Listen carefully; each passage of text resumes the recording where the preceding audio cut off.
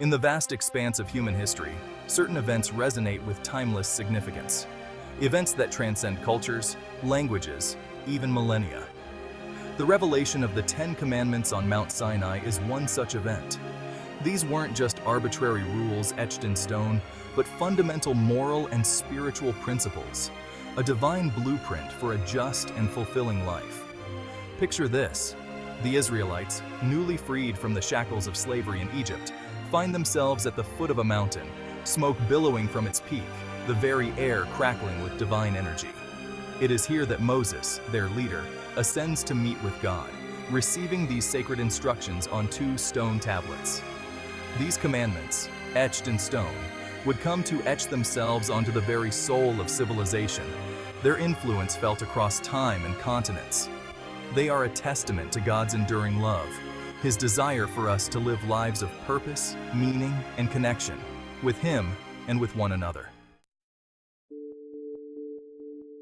You shall have no other gods before me. The very first commandment establishes a fundamental truth. There is a divine order, a force greater than ourselves, and acknowledging this is paramount. It's about recognizing that true fulfillment, true meaning, flows from aligning ourselves with something bigger than ourselves. Think about it. What do we prioritize in our lives? What do we chase after, dedicate our time to, even obsess over? Are these pursuits aligned with a higher purpose, or are they fleeting distractions, ultimately leaving us empty? This isn't about blind obedience. It's about recognizing the source of true life, true joy. It's about understanding that placing anything, be it wealth, power, or even other people, above our relationship with the divine, throws our lives out of balance. It's a call to examine our hearts, to identify the idols we may have unknowingly erected. Because when we clear away these false idols, we create space for something truly extraordinary to take root. We create space for a relationship with the divine. You shall not make for yourself a carved image. This second commandment delves deeper into the nature of worship. It's a call to move beyond the physical, the tangible, and connect with the divine on a spiritual level. We humans, we're visual creatures.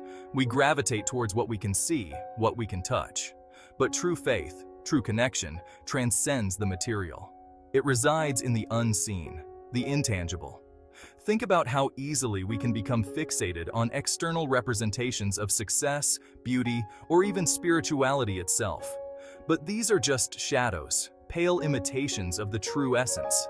This commandment challenges us to look beyond the surface, to seek the deeper meaning, the underlying truth. It's about cultivating an inner awareness, a connection with the divine that resonates within our very souls.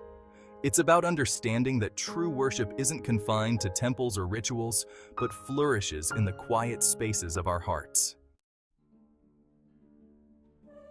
You shall not take the name of the Lord your God in vain. This commandment speaks to the reverence and respect we should have for the divine. It's about recognizing the power, the sanctity, inherent in the divine name. Think about it. Names hold weight. They represent our identity, our reputation, our very essence. To use someone's name carelessly, disrespectfully, is to diminish them, to disregard their worth. How much more so when it comes to the name of God? This commandment isn't about limiting our language. It's about cultivating a deep sense of awe and respect for the divine. It's about understanding that our words have power, and that using God's name flippantly or disrespectfully is a betrayal of the reverence we should hold. It's a call to infuse our lives, our words, our very thoughts with a sense of the sacred. Remember the Sabbath day, to keep it holy. In the relentless rhythm of life, this commandment offers a radical act rest. It's a reminder that even God rested after creation, and so should we. We live in a world that glorifies busyness, productivity, the relentless pursuit of more. We wear our exhaustion like a badge of honor, pushing ourselves to the brink of burnout. But this commandment calls us to step off the treadmill, to carve out a space for stillness, for reflection, for reconnecting with ourselves and with the divine. This isn't just about taking a day off, it's about cultivating a rhythm of life that honors our physical, mental, and spiritual well-being. It's about recognizing that true productivity, true fulfillment, flows from a place of rest and renewal. Honor your father and your mother. With this commandment, we turn from our relationship with the divine to our relationships with one another, starting with the foundation of family. Our parents, they are our first teachers, our first protectors, the ones who shape our understanding of love, respect, and responsibility. This commandment isn't about blind obedience, especially when faced with difficult family dynamics. It's about recognizing the sacrifices they made, the love they offered, even if imperfectly. It's about cultivating a spirit of gratitude, of understanding, of forgiveness. This commandment reminds us that strong families are the bedrock of a strong society. It's a call to nurture these bonds, to mend broken fences, to build bridges of understanding and compassion. You shall not murder. This commandment is stark, unambiguous.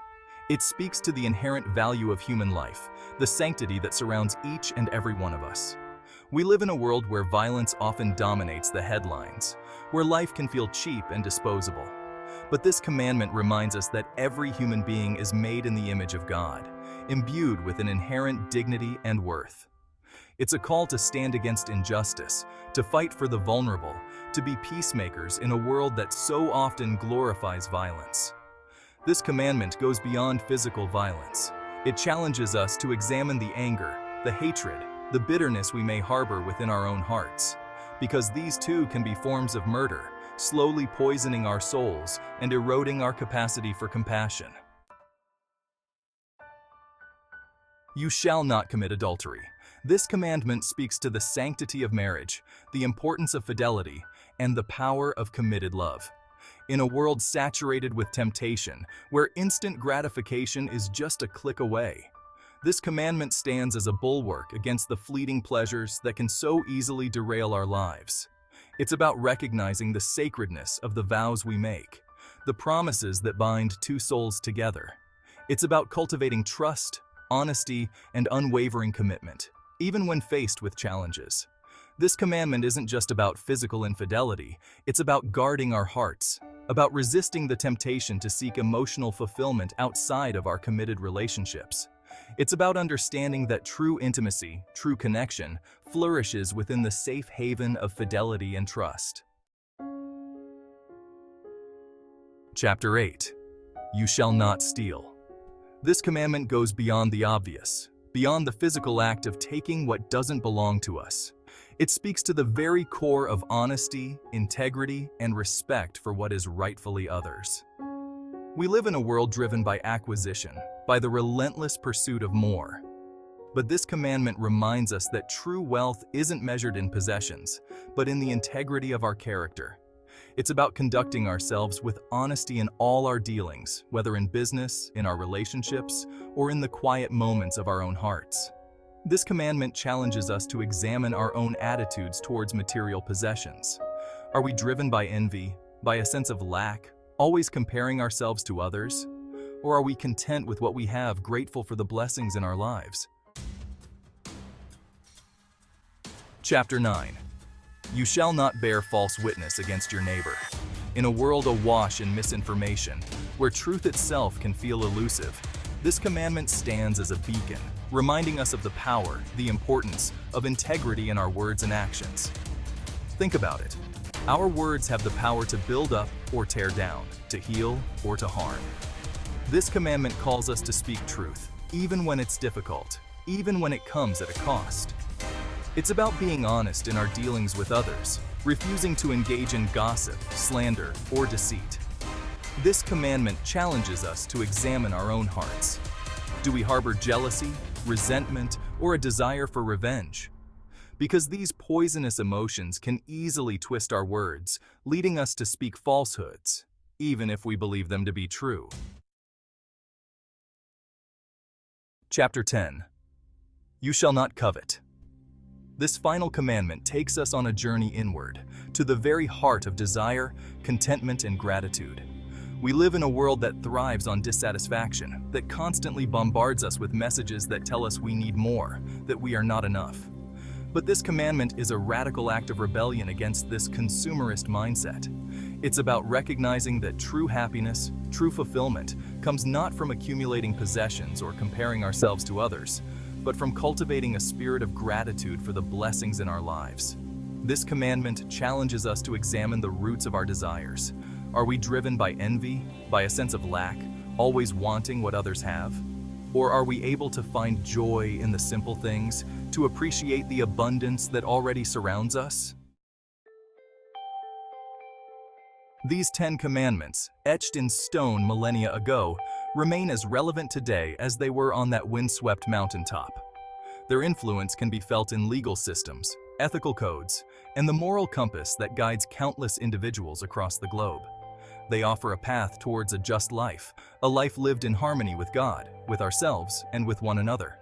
They remind us that true fulfillment isn't found in fleeting pleasures or material possessions, but in aligning our lives with a higher purpose, a deeper truth. And perhaps most importantly, they remind us that we are not alone on this journey.